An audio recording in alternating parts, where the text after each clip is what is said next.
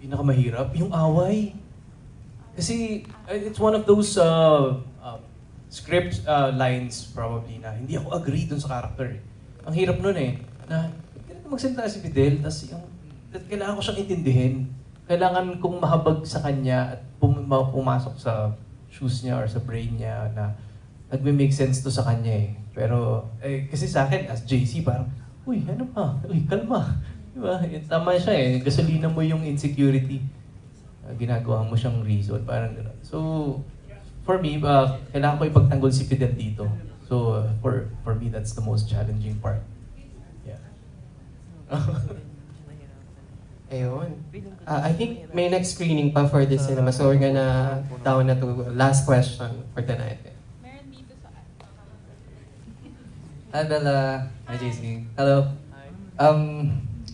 Kabasag, no? Mabasag yung film. I know, right? Ba't ganyan kayo? Anyway, as a director yourself, Bella, I wonder if masaya ka ba sa ending ng dalawa yung resolution ng relationship nila JC, ni Fidel at saka ni Stella. Would you have rather have it ended differently, or do you think na mas in character siya for the both characters, for Stella and Fidel? I answered someone online about this. Sabi ko, this is the perfect ending for this film. I really love this ending kasi they both won as people.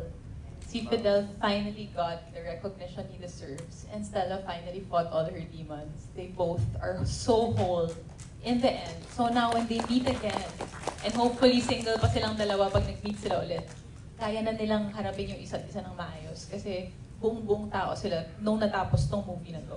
So, nahanap nila parehas kung sino sila without each other. Kaya, ang importante lahat ng eksena. Kasi kahapon nung pinanood namin, nagtanong pa ako kay Lemon. I asked Lemon, yung scene namin ni Carl, yung kabanda ko dati sa Tampururot, sabi ko, kailangan ba yung scene na yun? Although I love the whole scene, I love Carl's acting, and Carl's such a nice person, I also feel like he adds so much nostalgia to the film because nandun siya sa isang tula. But then na-realize ko, it's the first time Stella's asking for help and advice from someone na hindi siya romantically involved with.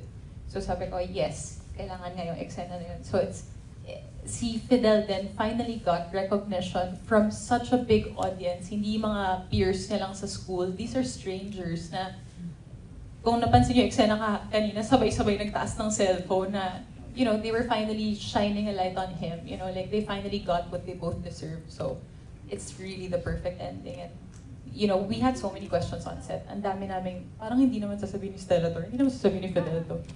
But Jason Paul Laksamana knows what he's doing. Like, you really have to trust that he knows what he's doing. Thank you. JC. Ikaw? Sumagot ka. Favorites, di ba? Hindi kasi naalala ko lang sinabi ni Direk Jason Paul, kung nandito siya ngayon, pagtatanggol niya to, sinasabi niya na, Akala ko nandito siya. Direk! Mamaya makakasama natin siya. Hindi daw to love story sa kanya. I disagree. It's a love story. So, may expound siya dun So, hindi lang ako sure kung ano yung ibig niya sabihin. Para sa kanya, hindi to love story. So, Ayun. Thank you.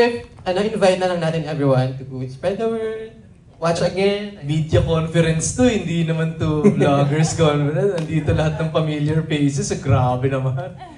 Yes, thank you sa lahat ng mga naka-raise na cellphone ngayon. I know, ito na yung strength nyo. Please help us spread the word. Palabas na po kami sa September 10.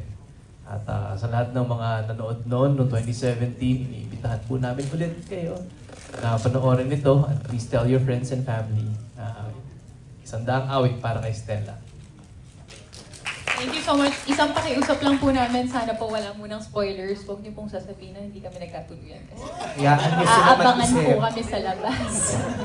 Huwag niyo po munang sabihin kasi, magagalit po sila sa Twitter.